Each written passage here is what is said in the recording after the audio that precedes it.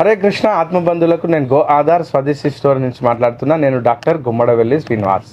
నేను 5వ తరం డాక్టర్ నండి. మాది జనగామ ప్రాంతము. సో మా నాన్నగారు మరియు వాళ్ళ నాన్నగారు ఇలా పరంపరాగతంగా మరియు నేను చదువుకున్నాను. సో ఇక్కడ నాకు అబ్జర్వేషన్ ఏంటంటే, నాకు దాదాపుగా అంటే చదువు రాకముందు నుంచి కూడా నా చిన్నప్పటి నుంచి మా ఇంట్లో ఆయుర్వేద మందులు మరియు ఆయుర్వేద వైద్య విధానంలోనే పెరిగాను.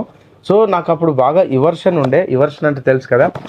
నాకు ఇష్టమైంది చాలా టెక్నాలజీ అనమాట. నేను ఇంటర్మీడియట్ 10th బాగా టెక్నికల్గా కెమెరాలు, వీడియో కెమెరాలు, అంటే మిషనరీలు, ఇవి నాకు బాగా ఇష్టం అనమాట.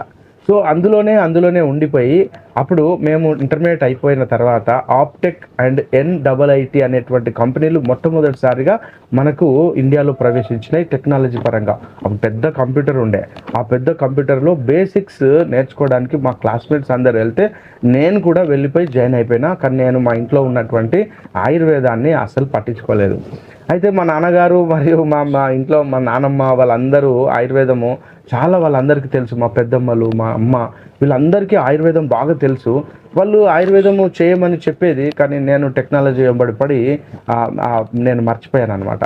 కానీ తదనంతరము మీకు కాలం తెలుసు కదా, చాలా కాలం బలీయమైనది, నన్ను మళ్ళీ ఇందులో ఆయుర్వేదంలోనే వేసేసింది. సో నేను చాలా రోజుల తర్వాత చాలా అబ్జర్వేషన్ చేసింది ఏంటంటే, నా ఎక్స్పీరియన్స్ ప్రకారంగా ఆయుర్వేదము చాలా శ్రేష్టంగా ఖచ్చితంగా పనిచేస్తుంది. ఇది నా ఎక్స్పీరియన్స్. నేను ఆయుర్వేదాన్ని ప్రమోట్ చేయట్లా, కానీ ఆయుర్వేదము ద్వారా నాకు ఒక ఎక్స్పీరియన్స్ ఉంది. చాలా కేసులను నేను అల్లోపతిక్ ప్రాక్టీస్ చేశాను.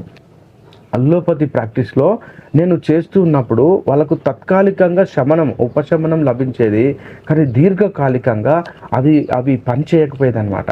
సో నేను ఇది అబ్జర్వేషన్ చేసిన తర్వాత కొద్ది రోజుల తర్వాత ఆయుర్వేదం ఇవ్వడం స్టార్ట్ చేశా.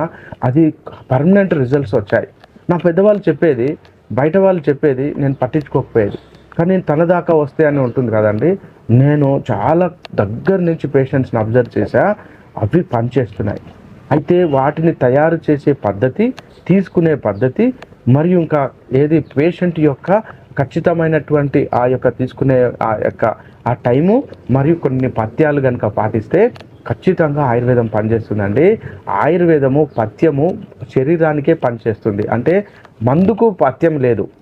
ఆ యొక్క డిసీజ్కు, ఆ శరీరానికి, ఆ యొక్క టైంకు పథ్యం చెప్తారనమాట.